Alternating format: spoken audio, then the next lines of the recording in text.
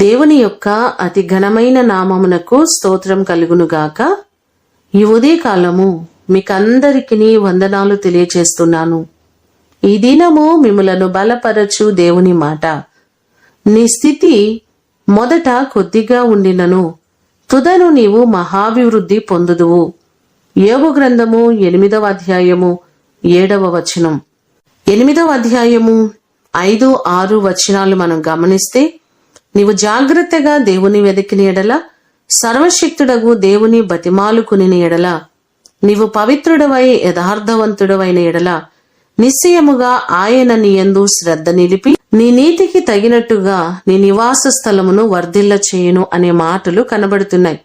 మనము దేవుని సన్నిధిలో యథార్థవంతులుగా ఉండి ఆయన సన్నిధిలో ఆయనను వెదికినట్లయితే దేవుడు తప్పకుండా మన నివాసములను వర్ధిల్ల చేస్తారు. ప్రస్తుతమైతే కొద్ది ఆశీర్వాదముతో, కొద్ది దీవెనతో బ్రతుకుచున్నామేమో, కొద్ది స్థితిగతులను కలిగి ఉన్నామేమో, కానీ తుదను మహాభివృద్ధి పొందుతావని, ఆశీర్వాదకరంగా మీ జీవితాలు వర్ధిల్లుతాయని లేఖనం సెలవిస్తుంది. ఈ మాటలు వింటున్న మిమ్మల్ందరినీ దేవుడు సమృద్ధిగా ఆశీర్వదించి అభివృద్ధిని కలుగు చేయునుగాక. ప్రార్థన చేసుకుందాం.